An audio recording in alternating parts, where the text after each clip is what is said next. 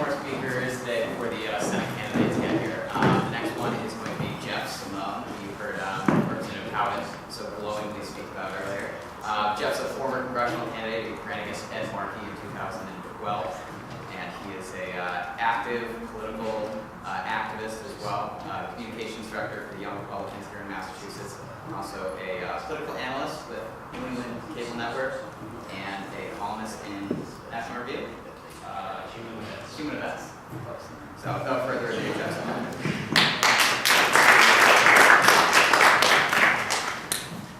Well, first of all, thank you all for being here today. Thanks, Teddy, for inviting me. I'm very excited to be here. My name is Jeff Simone. I ran for the United States Congress in 2012 for Massachusetts 5th District from Lexington. I lived there with my wife, Nicole. I'm going to depart from my usual campaign kind of stump speech, and I want to talk to you guys about some of the things that are going on in my mind, what it means to be a Republican. I love being a Republican. I love it. Almost as much as I love being an American. And it's, you know, these are the things that the hipster guys with the skinny jeans down the street love to make fun of. I love being an American. Like, we're blessed to be in this country. We really, really are blessed. There's so many places across the world where people are fighting and dying for the right to vote. The real war on women in Saudi Arabia, where women aren't allowed to drive, where if they have a romantic relationship, they're stoned to death. I mean, just absurd things. We're really blessed to be Americans. And if you choose to be a Republican, if you're here today, it's a good thing. It's a good thing. Be proud of it. We stand for things like limited government. If you're getting into a debate with some kid in your class or on your floor, it's real easy to say, well, you're just a racist homophobe for them to spout that at you. Just, I'm for government getting out of my lives. Keeping the money out of your small government, limited government, personal responsibility, not a victim mentality. And what I want to talk about today is winning the argument. Winning the argument is going to be key in every election going forward, and we really have to be good at it. We got to get better at it. I was thinking about this when I was writing what I was going to say today, and back a few years. In 2008, when Barack Obama got elected, we'd already lost the previous cycle, 2006, we had lost the House.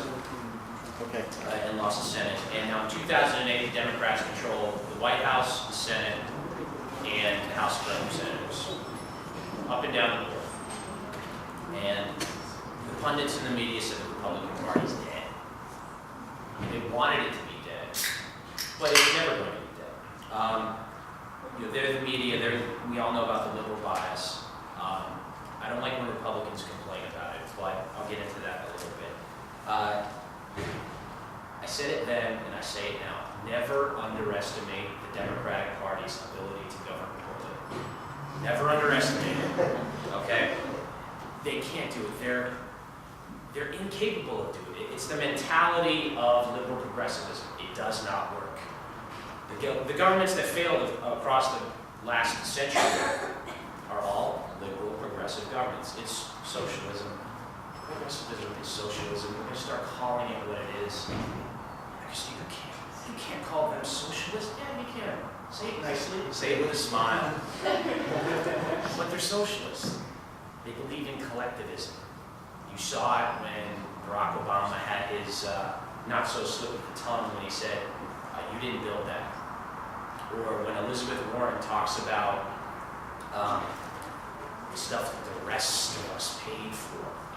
It's instilled in the media this idea that the individual isn't sovereign, and we as Republicans have to just falsely reject that. That's what our founding documents are based on. And the Democrats are bad at governing. They're excellent at campaigning. They really are. But we got to get better at it. We have to get better at it. They're terrible at governing. Well, what does that say about us? Barack Obama got reelected with first president to get reelected with an unemployment rate at or above 8% in the past 80 years.